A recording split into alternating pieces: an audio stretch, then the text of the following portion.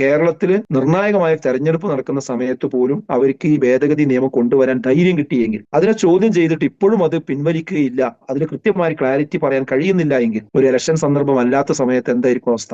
അവകാശവും അവസരവും വരുന്നതുണ്ടായി. അതോടെന്താ വെച്ചാൽ കർഷകന് അവന്റെ വിളക്ക് എന്ത് വില കിട്ടണമെന്ന് തീരുമാനിക്കാൻ പറ്റാത്തൊരവസ്ഥയിലേക്ക് പോയി. അപ്പൊ ഇവിടെയൊക്കെ ഒരു അർത്ഥത്തിൽ വേറൊരു അർത്ഥത്തിൽ ഈ ജനങ്ങളെ ദുർബലമാക്കുന്ന, സാമ്പത്തികമായി ദുർബലമാക്കുക. ഈ ദുർബലമാകാതിരിക്കുന്ന ആര് മാത്രമേ ഉള്ളൂ? BJPയും കോർപ്പറേറ്റുകളുള്ളൂ. നമുക്ക് എല്ലാവർക്കും അറിയാവുന്നതുപോലെ കേന്ദ്ര സർക്കാർ ഒരു പുതിയ അമെൻമെന്റ് ബില്ല് കൊണ്ടുവന്നിരിക്കുകയാണ്. FCRA ബിൽ, ഫോറിൻ കോൺട്രിബ്യൂഷനുമായി ബന്ധപ്പെട്ടുകൊണ്ടുള്ള വിദേശത്ത് നിന്നും സംഭാവനകൾ സ്വീകരിക്കുന്ന, കോൺട്രിബ്യൂഷൻ സ്വീകരിക്കുന്നതുമായി ബന്ധപ്പെട്ടുകൊണ്ടുള്ള റെഗുലേഷൻ ആക്ടാണ് കൊണ്ടുവന്നിട്ടുള്ളത്.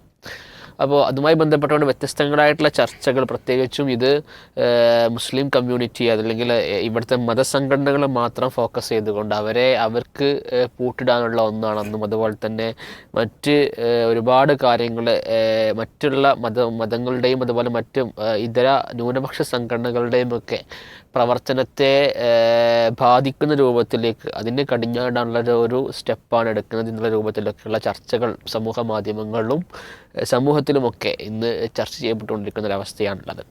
യഥാർത്ഥത്തിൽ ഹമീദ് മാഷെ, പ്രധാനത്തിൽ നമുക്കറിയാം FCRA, foreign contribution of regulation act എന്നുള്ളതാണ് ഇതിൻ്റെ പേര്. ഇതൊരു നിഗൂഢ താല്പര്യമുള്ളൊരു ഭരണ പരിഷ്കാരമായിക്കൊണ്ട് പലപ്പോഴും പല ആളുകളും എന്ത് ചെയ്യുന്നുണ്ട്, കാണുന്നുണ്ട്.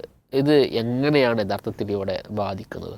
FCRAയിലെ ഈ അമെൻമെൻറ്റ് പെട്ടെന്ന് വരുന്ന അല്ലെങ്കിൽ വന്ന ഒരു നിയമ ഭേദഗതിയായിട്ട് എനിക്ക് തോന്നുന്നില്ല. ഒരുപക്ഷെ ഇപ്പോൾ ഈ സമയത്ത് അതൊരു വിവാദമാക്കിയെടുത്തതിൽ BJPക്ക് ഒരു പ്രത്യേക താല്പര്യം ഉണ്ടായിരിക്കാം.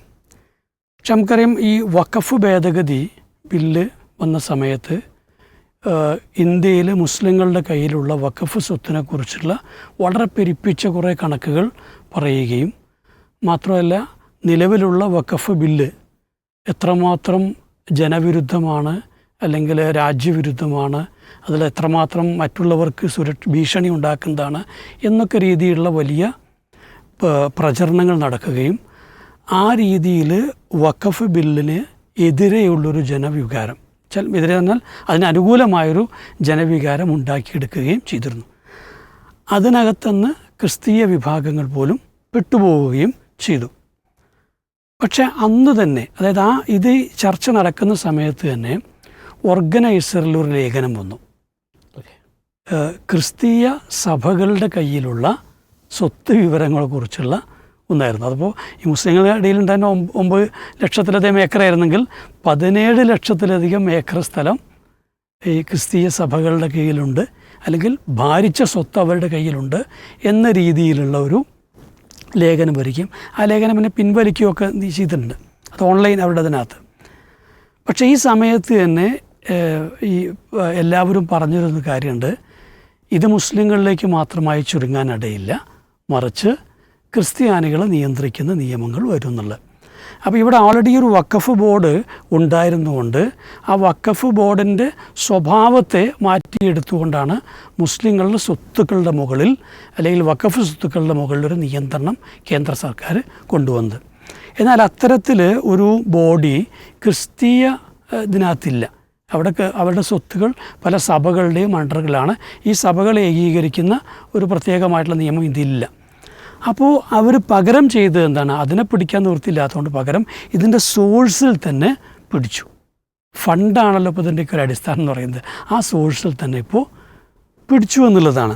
അപ്പോൾ ഇവിടെ നമ്മൾ ആദ്യം മനസ്സിലാക്കുമ്പോൾ അന്നത്തെ നിയമം വന്നപ്പോൾ എന്ന് വെച്ചാൽ കേരളത്തിൽ നിർഭാഗ്യവശാൽ കേരളത്തിൽ പ്രബല ന്യൂനപക്ഷങ്ങളിലൊന്നായ ക്രിസ്തീയ വിഭാഗം ഒരു മുനമ്പം എന്ന ഒരൊറ്റ വിഷയം മുൻനിർത്തിക്കൊണ്ടാണെന്ന് BJPക്ക് പിന്തുണ കൊടുത്തത്.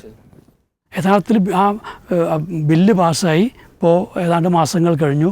മുനമ്പം പ്രശ്നം പരിഹരിക്കപ്പെട്ടുവോ എന്നുള്ളത് ആലോചിക്കണം. എങ്ങനെയാണ് അന്ന് BJP അവരെയും ഈ ബാക്കി എല്ലാവരെയും വഞ്ചിച്ചത് എന്നുള്ളതിൻ്റെ കൃത്യമായൊരു ചിത്രമാണ് യഥാർത്ഥത്തിൽ.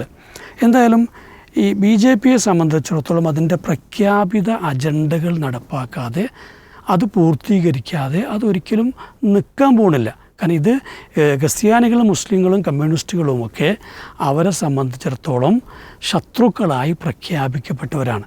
ഈ തിരിച്ചറിവ് ന്യൂനപക്ഷ സമൂഹങ്ങളെ സംബന്ധിച്ചോളം എപ്പോൾ നഷ്ടപ്പെടുന്നുവോ, എപ്പോൾ അത് മാസ്കുറൈഡ് ചെയ്യപ്പെടുന്നോ, മറച്ചു വയ്ക്കപ്പെടുന്നുവോ, അപ്പോൾ അവർ വഞ്ചിക്കപ്പെടും. ഈ യാഥാർത്ഥ്യത്തിലേക്കാണ് അവിടെ കണ്ണു തുറന്ന് വരേണ്ടത്.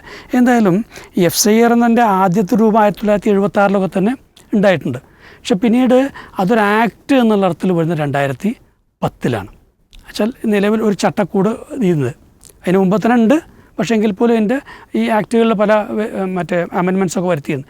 പിന്നെ അതിനുശേഷം അത് 16ലും 18ലും 20കളിലും അമെൻഡ് ചെയ്യപ്പെടുന്നുണ്ട്.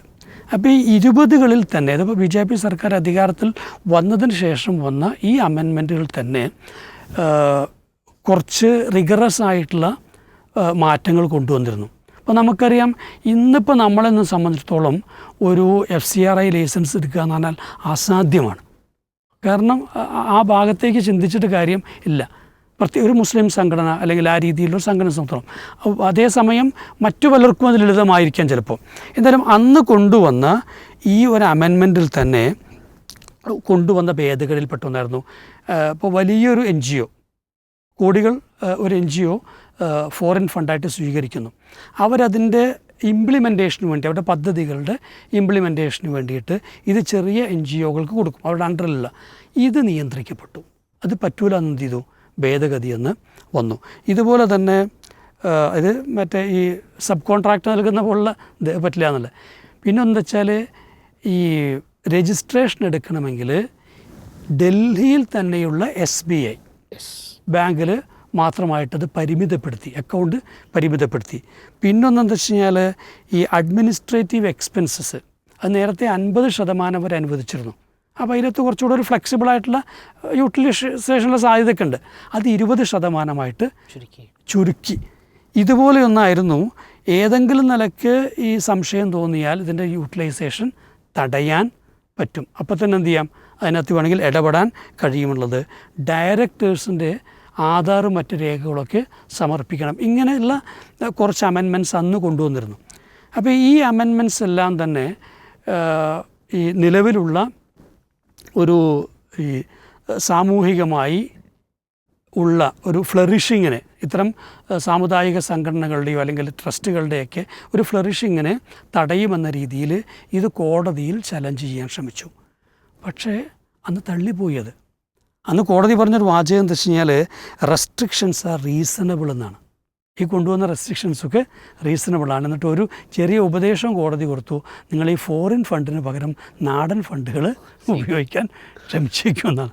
അപ്പോൾ ഇത്തരത്തിൽ ഇത് തള്ളപ്പെട്ടു എന്നുള്ളത് കൊണ്ട് തന്നെ ഒരു അപകടം കൂടെ ഉണ്ടെന്ന് ഞാൻ പറയുന്നത്. എന്താ വെച്ചാൽ, ഒന്നാമതായിട്ട് ഇപ്പോൾ കൊണ്ടുവന്നത് കുറച്ചുകൂടെ ഭീകരമാണ്.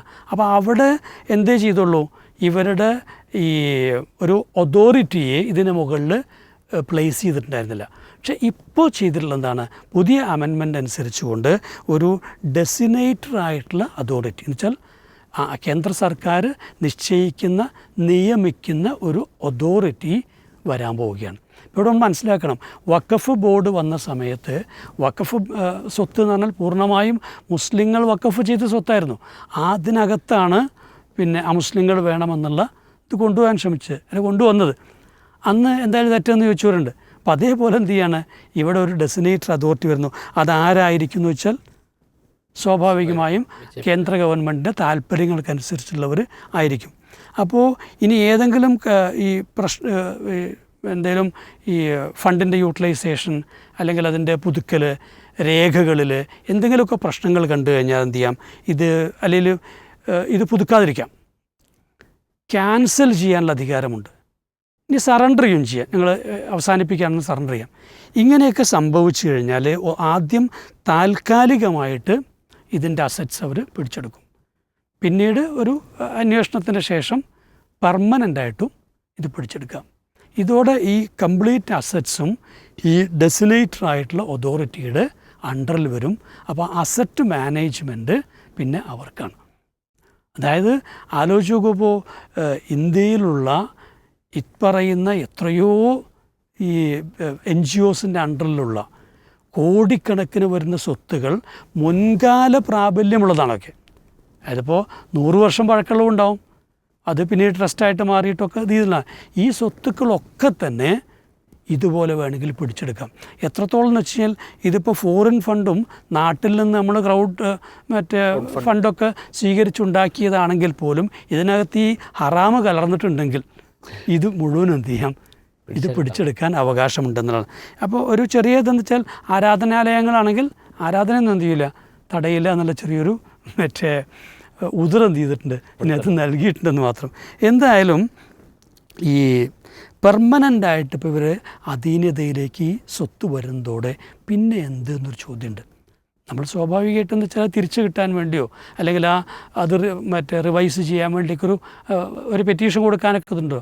പക്ഷേ ഇവിടെ എന്താ വെച്ച് കഴിഞ്ഞാൽ വിചാരണ നടത്തുന്നതും വിധി പറയുന്നതൊക്കെ ഒരൊറ്റ അതോറിറ്റിയാണ്.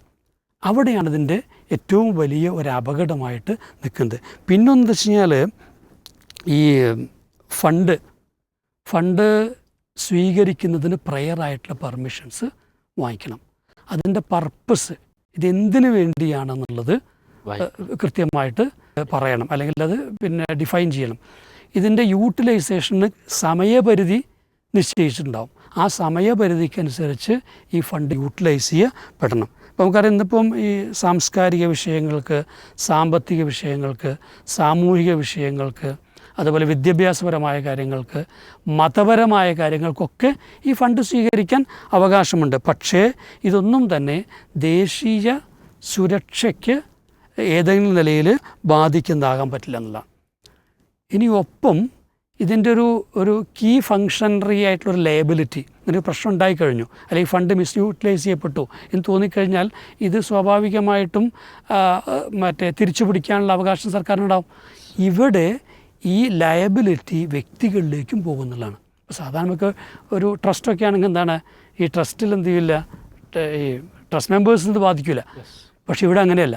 ഇവിടെ അതെന്ത് ചെയ്യും, വ്യക്തികളിലേക്ക് ബാധകമാക്കും. അപ്പോൾ അത് പിന്നെ ക്രിമിനൽ ഒഫൻസായിട്ട് മാറാം, ഒക്കെ സംഭവിക്കാം.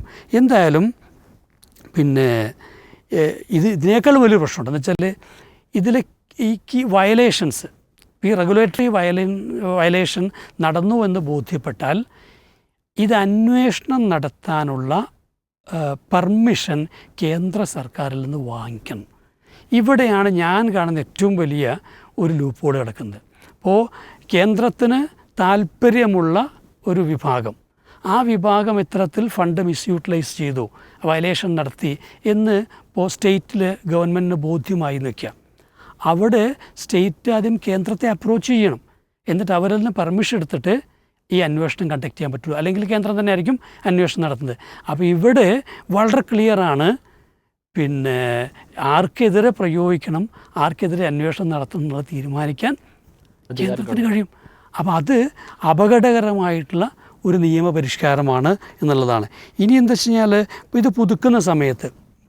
പുതുക്കുന്ന സമയത്ത് ഏതെങ്കിലും ഒരു ചെറിയ ലീഗൽ ഡിസ്ക്രിപ്പൻസീസ് എന്ത് ചെയ്തു സംഭവിച്ചു, അതല്ലെങ്കിൽ നൽകിയ എന്തെങ്കിലും ഒരു ഡേറ്റയിൽ ചെറിയൊരു പിഴവ് എന്ത് ചെയ്യുന്നു സംഭവിച്ചു, അല്ലെങ്കിൽ ഡൗട്ട്ഫുള്ളായി എന്ന് വന്നു, ഇങ്ങനെ എന്തെങ്കിലുമൊക്കെ സംഭവിച്ചാൽ ചെറിയ പിഴവുകൾ, ഈ പിഴവുകളുടെ പേരിലൊക്കെ വേണമെങ്കിൽ ഇവർക്ക് ഇതൊന്ന് ഡിലേ ചെയ്യാം. ഡിലേ ചെയ്യുമ്പോൾ സംഭവിക്കുന്നതാണ്, അപ്പോൾ 5 വർഷത്തെ ഇത് പുതുക്കാനാണ് കൊടുക്കുക. അപ്പോൾ അതിന് കാലാവധി ഉണ്ട്. ഇപ്പോഴത്തെ അവസ്ഥയിൽ കാലാവധി കഴിഞ്ഞാലും എന്ത് ചെയ്യില്ല, അതിൻ്റെ പേരിൽ ക്രിമിനൽ ഒഫൻസ് ഒന്നും ആയിട്ട് മാറില്ല. അത് പിന്നെ കുറച്ച് കഴിയുമ്പോൾ പുതുക്കി കൊടുക്കുന്നവരെ ഫ്രീസ് ചെയ്യും, അത്രേ ഉള്ളൂ, ഫണ്ട് സ്വീകരിക്കാൻ പറ്റുന്നതാണ്. പക്ഷേ ഇത് ഈ കാലാവധി കഴിയുന്നതോടെ അതുവരെ ഇത് പുതുക്കപ്പെട്ടിട്ടില്ലെങ്കിൽ ഇതിൻ്റെ എക്സിസ്റ്റൻസ് പിന്നെ നിലനിൽപ്പില്ലതിന്. അതോടെ ഇത് നേരത്തെ പറഞ്ഞ പോലെ ആ ഒരു അതോറിറ്റിയിലേക്ക് മെർജ് ചെയ്യപ്പെടുന്ന, അല്ലെങ്കിൽ അവർക്ക് ഏറ്റെടുക്കാവുന്ന അസറ്റുകളായിട്ട് മാറുകയാണ് ചെയ്യുന്നത്. ഇപ്പോൾ ഇത് വഖഫ് സ്വത്ത് പിടിച്ചെടുക്കാൻ വേണ്ടി അതിനകത്ത് കൊണ്ടുവന്ന ക്ലോസുകൾ എന്തൊക്കെയായിരുന്നു, സമാനമായ രൂപത്തിലോ അല്ലെങ്കിൽ മറ്റൊരു രൂപത്തിൽ ഈ ആവശ്യത്തിന് വേണ്ടി തന്നെ കൊണ്ടുവന്നിട്ടുള്ളതാണ്. എന്ന് വെച്ചാൽ കേന്ദ്ര സർക്കാർ ഒരുപാട് ന്യായങ്ങൾ പറയുന്നുണ്ട്. പക്ഷേ ആ ന്യായങ്ങളൊക്കെ തന്നെ നിലവിലുള്ള നിയമങ്ങൾ കൊണ്ട് പരിഹരിക്കാൻ പറ്റുന്നതേ ഉണ്ടായിരുന്നുള്ളൂ. അപ്പോൾ ഇതെന്താ വെച്ചാൽ വളരെ കൃത്യമായിട്ട് ചില താല്പര്യങ്ങളോടെ തന്നെയുള്ള അമെൻമെൻ്റാണെന്നുള്ളത് വ്യക്തമാണ്. ഇത് ഈ ക്രിസ്തീയ സഭകളാണ് ഇത് ഏറ്റവും കൂടുതൽ ഇതിനെ എതിർത്തിട്ടുള്ളത്. ഇപ്പോൾ നമുക്കറിയാം 16,000-ഓളം ഇത്തരത്തിലുള്ള NGOs ഇന്ത്യയിലുണ്ടെന്നാണ്. 22,000-ഓളം കോടി ഈ രീതിയിൽ ഒരു ഏതാണ്ട് ഏകദേശ കണക്കനുസരിച്ച് ഫണ്ട് വരുന്നുണ്ട്. ചിലരൊക്കെ പറയുന്നതിൽ 15,000 ക്രിസ്തീയ വിഭാഗങ്ങളുടെ ആണെന്നൊക്കെ പറയുന്നു. ആയിരിക്കാം. എന്തായാലും മുസ്ലിങ്ങൾക്ക് അധികം ഉണ്ടാകാൻ വഴി ഇല്ല. ഇപ്പോൾ ഇവിടെ ഇത് ന്യൂനപക്ഷങ്ങൾ എന്തുകൊണ്ട് ഇത്രമാത്രം ഭയപ്പെടുന്നു എന്ന് ചോദിച്ചാൽ, ഇവിടെ പൂർണ്ണമായ ഒരധികാര കേന്ദ്രീകരണം കേന്ദ്ര ഗവൺമെൻറ്റിലേക്ക് പോകുന്നുള്ളതന്നെയാണ്. എല്ലാ അർത്ഥത്തിലും നമ്മളെന്താ പറയുന്നത്, മുട്ടിലഴയാൻ കൽപ്പിക്കാവുന്ന രൂപത്തിൽ ഉള്ള ഒരു സംവിധാനമാക്കി അതിനെ മാറ്റുകയാണ്. ഇതെന്തുകൊണ്ട് ഇപ്പോൾ വന്നു എന്നുള്ളതിന് പലരും പറഞ്ഞത് എന്താണ്, കേരളത്തിലെ ഇലക്ഷൻ, ഇപ്പോൾ കേന്ദ്രത്തിൽ ഇത് ചർച്ച നടത്തിയ പല ചാനലുകൾ പോലും പറഞ്ഞത് എന്താ വെച്ചാൽ ഇത് കേരളത്തിലൊരു ഇലക്ഷൻ കണ്ടിട്ട് ആണെന്നുള്ളതാണ്. കാരണം 60 ലക്ഷത്തോളമാണ് ക്രിസ്ത്യൻ പോപ്പുലേഷൻ ഇവിടെ. ആ ഒരു 60 ലക്ഷം പോപ്പുലേഷനിലെ വോട്ടർമാരായിട്ട് എന്തായാലും 10-30 ലക്ഷം ഉണ്ടാകും. ഈ 30 ലക്ഷത്തിന് മൃഗീയമായിട്ട് സ്വാധീനിക്കാൻ കഴിയുന്നതാണ് കേരളത്തിലൊരു ഇലക്ഷൻ എന്ന് പറയുന്നത്. അപ്പോൾ ആ ഒരു ഇലക്ഷൻ എൻജിനീയറിങ്ങിൻ്റെ ഭാഗമായി പെട്ടെന്നൊരു പേടിയുണ്ടാക്കി നിയന്ത്രിക്കാൻ ശ്രമിക്കുക എന്നുള്ളതാണ് ഉദ്ദേശിച്ചതെന്ന് പറയപ്പെടുന്നു. എന്തായാലും അത് ഇനി കൊക്കിന് വെച്ച് കൊഴിക്കുമല്ലോ നമുക്ക് എന്ത് ചെയ്യില്ല അറിയില്ല. പക്ഷെ എന്തായാലും ശരി, ഇവിടെ ട്രാൻസ്പെറൻസിക്ക് വേണ്ടിയാണ് ഈ നിയമപരിഷ്കാരം കൊണ്ടുവന്നാൻ പറഞ്ഞത്. പക്ഷേ നമുക്ക് നോക്കിയാൽ അറിയാം, ഉള്ള ട്രാൻസ്പെറൻസി നഷ്ടപ്പെടുകയാണ് ചെയ്തിട്ടുള്ളത്. അല്ലെങ്കിൽ നിലവിലുണ്ടായിരുന്ന സുരക്ഷകൾ പോലും നഷ്ടപ്പെടുകയും ഒരു സിവിൽ സൊസൈറ്റിയെ ഇത് ദുർബലമാക്കുകയും ചെയ്തിട്ടുണ്ട്. ഇവിടെ നമുക്ക് നോക്കിയാൽ കാണാം, ഈ BJP ഒരു 10 വർഷമായിട്ട് കൊണ്ടുവന്ന എല്ലാ ഇത്തരത്തിലുള്ള സാമ്പത്തിക പരിഷ്കാരങ്ങളും നോക്കിയാൽ അതിലൊക്കെ തന്നെ ഇത് കോർപ്പറേറ്റുകളുടെ ഒരു താല്പര്യം അവിടെ സംരക്ഷിക്കപ്പെടുന്നുണ്ടാവും. പക്ഷേ അവർക്കിഷ്ടമില്ലാത്ത, അല്ലെങ്കിൽ അവർ നിയന്ത്രിക്കാൻ ആഗ്രഹിക്കുന്ന ഈവൻ സാധാരണ ജനങ്ങളെപ്പോലും അവരുടെ ഒരു സാമ്പത്തിക വരുതിയിൽ കൊണ്ടുവരുന്നൊരു ഇതാണ്. അപ്പോൾ നമ്മൾ ആലോചിക്കുമ്പോൾ ഈ നോട്ട് നിരോധനം ഉണ്ടായി. നോട്ട് നിരോധനം സംഭവിച്ചപ്പോൾ എന്തുണ്ടായി, ഇവിടെയുള്ള സകല മനുഷ്യരും പെട്ടെന്നൊരു ദിവസം മോദിയുടെ അണ്ടറിലുണ്ടായി. അതൊരു നൂലുമേ ഒരു കുരങ്ങനെ നിയന്ത്രിക്കുന്നത് പോലെ ജനം മുഴുവനും എന്താ പറയണത്, നാളെ നിൽക്കുമോ അല്ലെങ്കിൽ എന്നാ അത് അവസാനിക്കുക എന്ന രൂപത്തിൽ ചിന്തിക്കേണ്ട അവസ്ഥ വന്നു. അത് ഇവിടുത്തെ സാമ്പത്തിക ഒരു സ്റ്റെബിലിറ്റി പോയി വളരെ ദുർബലമായി. കാരണം ക്യാഷ് ട്രാൻസാക്ഷൻ ആണ് പൊതുവെ ആളുകൾ ചെയ്തിരുന്നത്.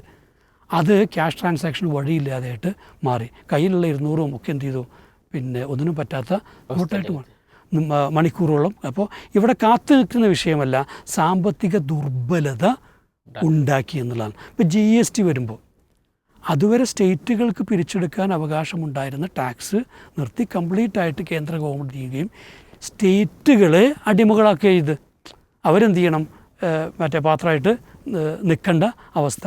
അതിലേക്ക് തന്നെ എന്ത് കൊണ്ടുവന്നു, പല ഫണ്ടുകളും കിട്ടണമെന്നുണ്ടെങ്കിൽ കേന്ദ്ര ഗവൺമെൻറ് വയ്ക്കുന്ന നിയന്ത്രണങ്ങൾ അല്ലെങ്കിൽ അതിന് വയ്ക്കുന്ന നിബന്ധനകൾ പാലിക്കണമെന്ന് വന്നു. ഇപ്പോൾ കേരള സർക്കാരിനെ സംബന്ധിച്ചോളം PM ശ്രീ ഒപ്പുവെക്കാൻ നിർബന്ധിതമാക്കുന്നൊരു സാഹചര്യം ഉണ്ടായി. അപ്പോൾ സ്റ്റേറ്റുകൾ ആ രീതിയിൽ ദുർബലമാക്കി എന്നുള്ളതാണ്.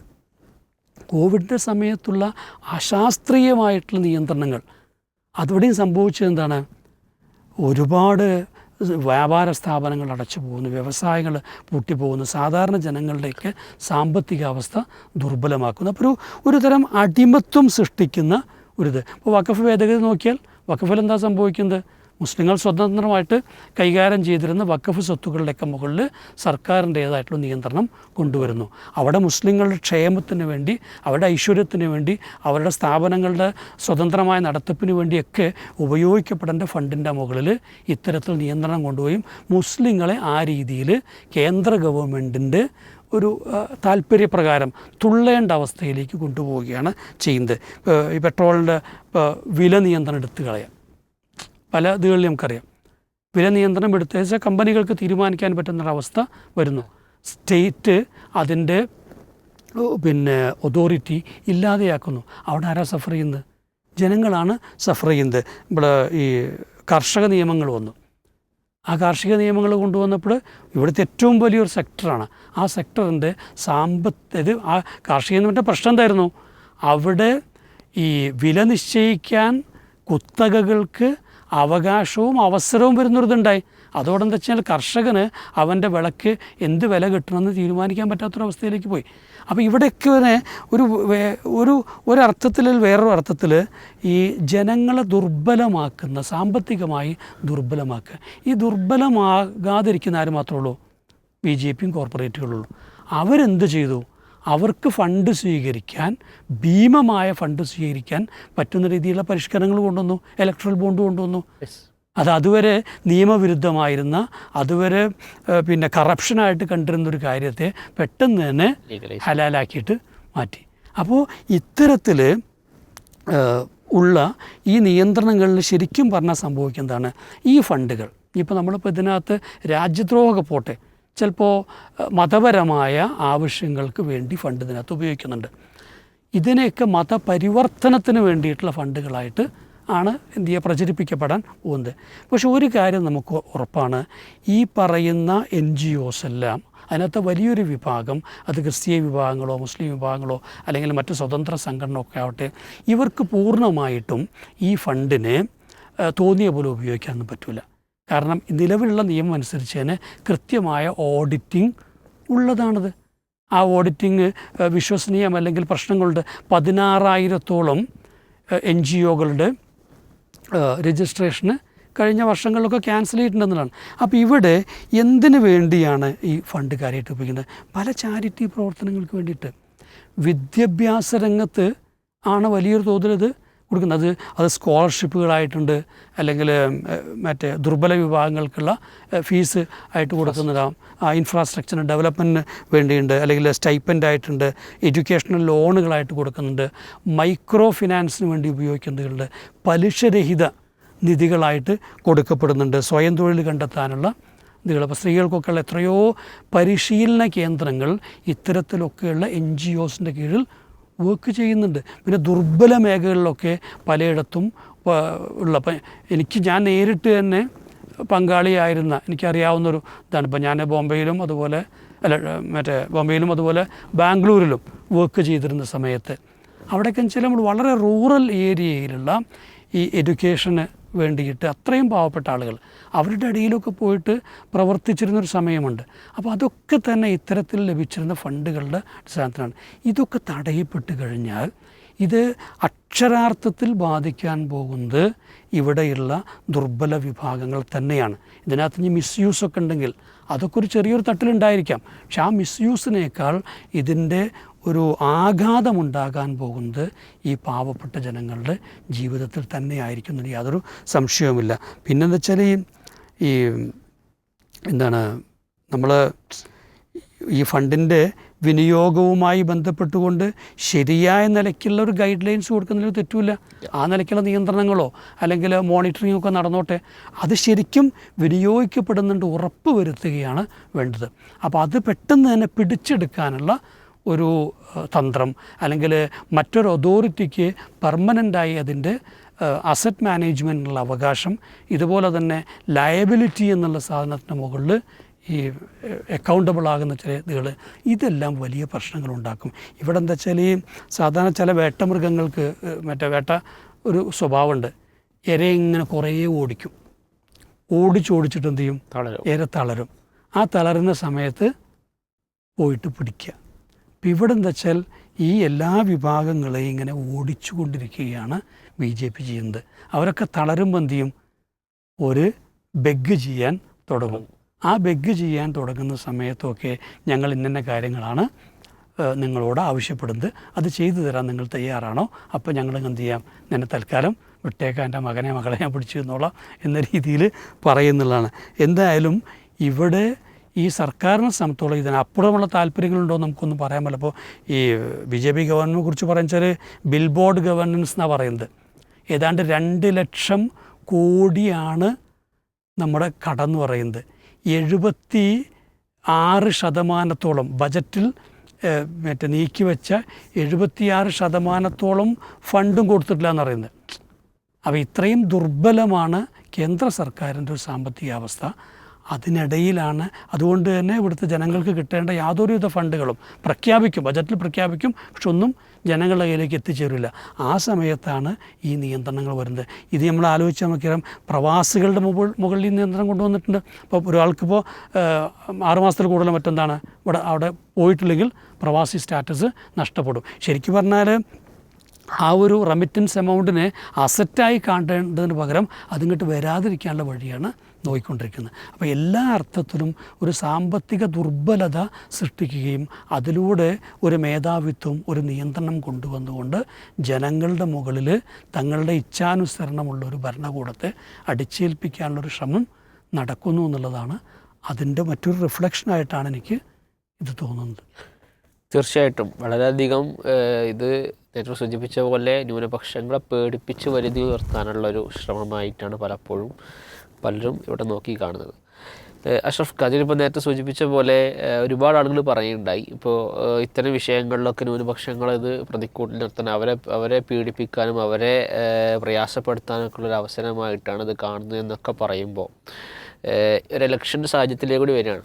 അപ്പോൾ പലപ്പോഴും ഇത് ഏറ്റവും ഡയറക്റ്റായിട്ട് ബാധിക്കാൻ പോകുന്ന പ്രത്യേകിച്ച് ക്രിസ്ത്യൻ സംഘടനകൾക്കുള്ള ആളുകളൊക്കെ പറയുന്നുണ്ട്, അതിൻ്റെ നേതാക്കന്മാരൊക്കെ പുറത്തു വന്ന് പറയുന്നത് ഇത് ഇലക്ഷൻ മുന്നിൽ കണ്ടുള്ളൊരു നീക്കിവെപ്പാണ്, തൽക്കാലം ഇത് ഞങ്ങൾ മൂവ് ചെയ്യുന്നില്ല, ഞങ്ങളിത് നിയമമാക്കി കൊണ്ടുവരുന്നില്ല, തൽക്കാലം സ്റ്റോപ്പ് ചെയ്ത് വെച്ചിട്ടുണ്ടെന്നുള്ള രൂപത്തിലുള്ള സംസാരങ്ങളൊക്കെ ഉണ്ടാകുമ്പോൾ പറയുന്നത് ഞങ്ങൾ ഇലക്ഷൻ മുന്നിൽ കണ്ടിട്ടുള്ളതാണെന്നുള്ള രൂപത്തിലുള്ള സംസാരങ്ങളൊക്കെ വരുന്നു.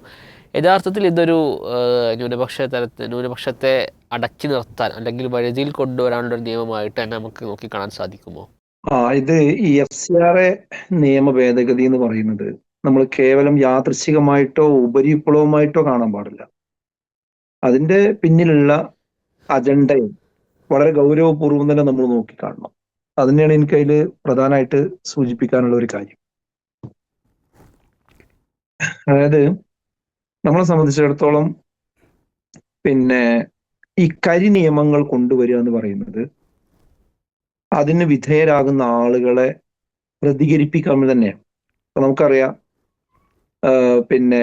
റൗലറ്റ് ആക്ട് അത് കൊണ്ടുവന്നതിന് വേണ്ടിയാ, അത് ആളുകൾ രംഗത്ത് വരാൻ വേണ്ടിയിട്ടാണ്. അതാണ് ജാലിയൻ വാല ബാഗ് ദുരന്തത്തിലേക്ക് നമ്മുടെ രാജ്യത്ത് നയിച്ചത്. ഇത് ചരിത്രത്തിലോ ബ്രിട്ടീഷുകാർ പയറ്റിയ ഒരു തന്ത്രമാണ്. അതിന്റെ വേറൊരു രീതിയാണ് യഥാർത്ഥത്തിൽ ഇപ്പോ നടന്നുകൊണ്ടിരിക്കുന്നത്. ഇവർ ടാർഗറ്റ് ചെയ്ത ചില സമുദായങ്ങളുണ്ട്, സംഘങ്ങളുണ്ട്. അത് നമുക്ക് എല്ലാവർക്കും അറിയാം. ഗോൾവാൾക്കറുടെ ബെഞ്ച് ഓഫ് തോട്ട്സ് എന്ന ആ ഒരു പുസ്തകത്തില് ഞങ്ങളുടെ ആഭ്യന്തര ശത്രുക്കൾ ഇന്ന ആളുകളാണ് എന്ന് പ്രത്യേകമായിട്ട് തന്നെ അവർ പറഞ്ഞിട്ടുണ്ട്. അതില് ഒന്നാമത് മുസ്ലിങ്ങൾ എണ്ണി, രണ്ടാമത് ക്രിസ്ത്യാനികൾ എണ്ണി. അപ്പൊ ആ എണ്ണിയ വിഭാഗത്തെ അവർ ശത്രുക്കളായി തന്നെയാണ് കാണുന്നത്. അതിനനുസരിച്ച് തന്നെയാണ് അവർ ഭരണം കിട്ടിയപ്പോൾ അവർക്കെതിരെ നീങ്ങിക്കൊണ്ടിരിക്കുന്നത്. അത് നമ്മൾ കൃത്യമായി തിരിച്ചറിയേണ്ടതുണ്ട്. അപ്പൊ ഇവര് കുറച്ച് കാലങ്ങളായിട്ട് ഇവരുടെ ഇന്നറായിട്ട് സംസാരിച്ചു കൊണ്ടിരിക്കുന്ന വിഷയങ്ങളാണ് ഇതൊക്കെ. അവരുടെ ശാഖാ ക്യാമ്പുകളിലും അതുപോലെ തന്നെ സംവിധാനങ്ങളിലും ആഭ്യന്തരമായിട്ടും ഒക്കെ പറഞ്ഞുകൊണ്ടിരിക്കുന്നതാണ് ഇവിടെയുള്ള ന്യൂനപക്ഷങ്ങൾ കൂടുതൽ അവർ വളർന്നു വികസിക്കുന്നു. അതിന് പ്രധാനപ്പെട്ട കാരണം അവരുടെ സാമ്പത്തിക പിന്തുണയാണ്. അത് നിയന്ത്രിച്ചെങ്കിൽ മാത്രമേ അവരെ വരുതിക്ക് വരുത്താൻ സാധിക്കുകയുള്ളൂ എന്നത് അവര് അടക്കം പറഞ്ഞിരുന്ന കാര്യമാണ്. അത് പിന്നീട് കുറച്ച് കാലങ്ങളായിട്ട് ഇപ്പൊ അത് മീഡിയകളിൽ വന്ന് പറയാൻ തുടങ്ങിയിട്ടുണ്ട്. അത് തുടർ ഭരണം കിട്ടിയ സാഹചര്യത്തിൽ അവരുടെ അണികൾക്ക് അവർ നൽകിയിരിക്കുന്ന ഉറപ്പാണെന്ത്, ഭരണം കിട്ടിക്കഴിഞ്ഞാൽ ഇത്തരം കാര്യങ്ങളിലൊക്കെ ഞങ്ങൾ ഇടപെടും, നിയമങ്ങൾ ഉണ്ടാക്കുമെന്നത്. അതവർ ചെയ്തുകൊണ്ടിരിക്കുകയാണ്. അതാണ് ഇതിന് നമ്മൾ മനസ്സിലാക്കേണ്ടത്. അങ്ങനെയാണ്. അതുകൊണ്ട് എനിക്കിപ്പോൾ പറയാനുള്ളത് എന്താ വെച്ചാൽ, ഇപ്പൊ നമ്മൾ കേരളത്തിൽ ഒരു നിയമസഭാ തെരഞ്ഞെടുപ്പിന്റെ മുന്നിൽ നിൽക്കുകയാണ്. ആ നിയമസഭാ തെരഞ്ഞെടുപ്പിന് ഉള്ള പല പ്രത്യേകതകളിൽ ഒരു കാര്യം, ഓരോ സന്ദർഭത്തിലും BJP കേരളത്തിൽ അക്കൗണ്ട് തുറക്കും എന്ന് പറയാറുണ്ട്. ഒരു പ്രാവശ്യം തുറന്നു, പിന്നീട് അത് പൂട്ടി. ഇപ്രാവശ്യവും അങ്ങനെയുള്ള അവകാശവാദങ്ങളുണ്ട്. ചില മണ്ഡലങ്ങൾ അവർ A ക്ലാസ് മണ്ഡലങ്ങളായി തെരഞ്ഞെടുത്തിട്ടുണ്ട്. അതിന് പറ്റുന്ന രീതിയിലുള്ള സ്ട്രാറ്റജിയുമായി മുന്നോട്ട് പോകുന്നുണ്ട്. അതുകൊണ്ട് അത്തരം സ്ഥലങ്ങളിലുള്ള ന്യൂനപക്ഷ വിഭാഗങ്ങൾ, കുറച്ചുകൂടെ വ്യക്തമായി പറഞ്ഞാൽ ഇവിടെയുള്ള മുസ്ലിം വിഭാഗം, അതേപോലെ തന്നെ ക്രൈസ്തവ വിഭാഗം, അവർ ഈ കാര്യത്തിൽ ആശയക്കുഴപ്പമുള്ളവരാകരുത് എന്നതാണ് എനിക്ക് പ്രധാനമായിട്ട് സൂചിപ്പിക്കാനുള്ളത്.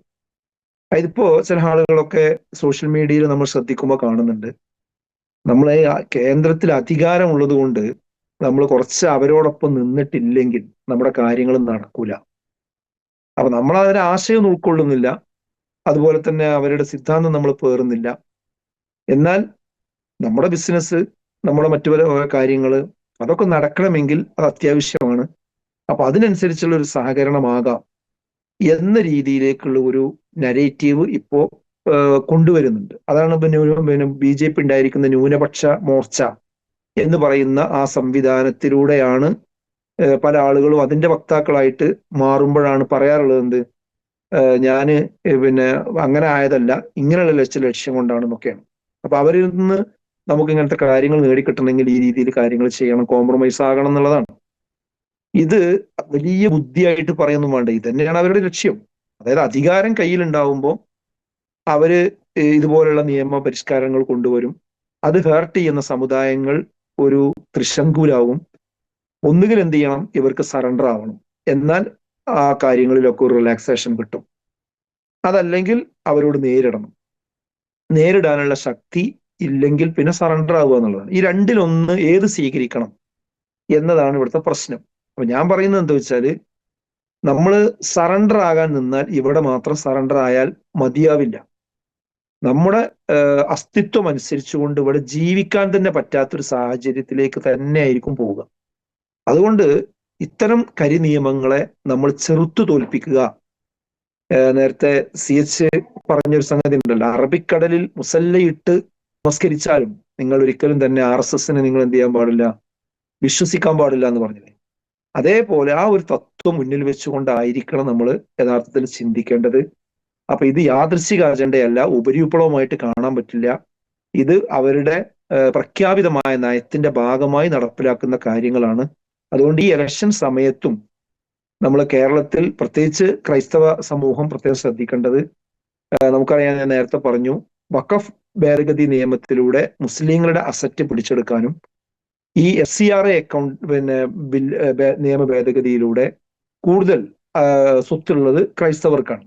ആ ക്രൈസ്തവരുടെ സ്വത്ത് പിടിച്ചെടുക്കാൻ കാരണം എന്താ വെച്ചാൽ അത് പുതുക്കാതിരിക്കുകയോ അല്ലെങ്കിൽ ഇത് നിലച്ചു പോവുകയോ ഒക്കെ ചെയ്തു കഴിഞ്ഞാൽ അത് അതിന്റെ ഒരു അതോറിറ്റിയിലേക്ക് അതുവരെയുള്ള സ്വത്തും അതിന് സംവിധാനങ്ങളും വരും എന്നാണല്ലോ നേരത്തെ അമിത മാഷയോട് വ്യക്തമായിട്ട് സൂചിപ്പിക്കുകയുണ്ടായി.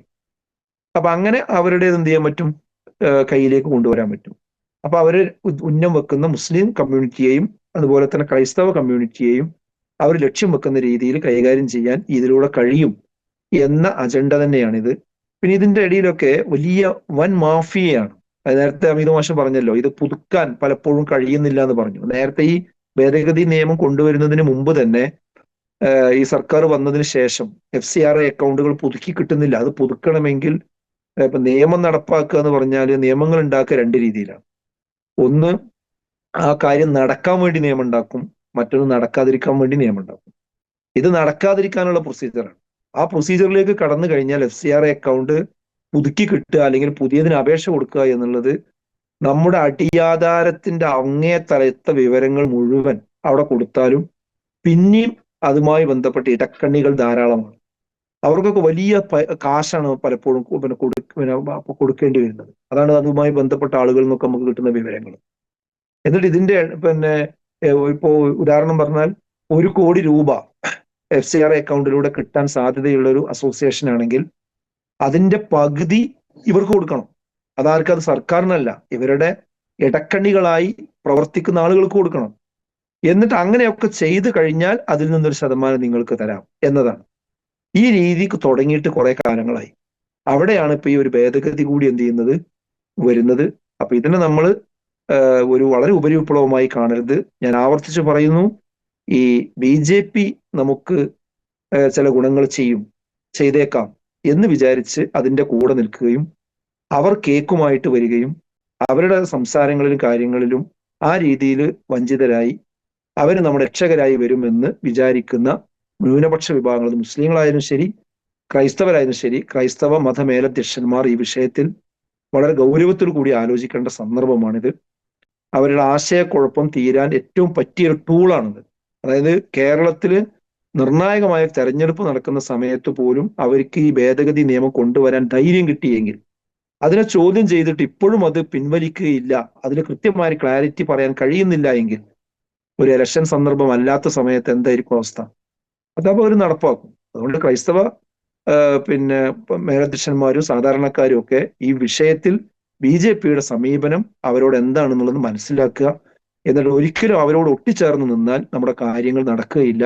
ഇവിടെ പ്രബലമായ ന്യൂനപക്ഷ മതവിഭാഗങ്ങൾ, പിന്നോക്ക സമുദായങ്ങൾ, മർദ്ദിതർ, പീഡിതർ, അവരാണ് ഇവിടെ കൂടുതലുള്ളത്. അവർ ഒന്നിച്ച് സംഘടിക്കുക, ജനാധിപത്യപരമായ രീതിയിൽ ഈ ഗവൺമെന്റിനെ താഴെ ഇറക്കാൻ ശ്രമിക്കുക, അവർക്കൊരു എൻട്രി പ്രത്യേകിച്ച് കേരളത്തിൽ കൊടുക്കാതിരിക്കുക. ആ പരീക്ഷണങ്ങൾ അവസാനിപ്പിക്കാനുള്ള അവസാനത്തെ സൈറണാണ് FCRA അക്കൗണ്ടിന്റെ ഭേദഗതി ബില്ലിലൂടെ മുഴങ്ങിയിരിക്കുന്നത് എന്നാണ് എനിക്ക് തോന്നുന്നത്. ന്യൂനപക്ഷങ്ങളെല്ലാവരും ഒറ്റക്കെട്ടായിക്കൊണ്ട് ഇത്തരം വിഷയങ്ങളിൽ പ്രതികരിക്കുകയും ഒരു ഒറ്റക്കെട്ടായ നിലപാട് സ്വീകരിക്കുകയും വേണമെന്നുള്ളത് തന്നെയാണ് സ്പോട്ട്ലൈറ്റിൻ്റെ അവസരത്തിൽ ഓർമ്മപ്പെടുത്താനുള്ളത്.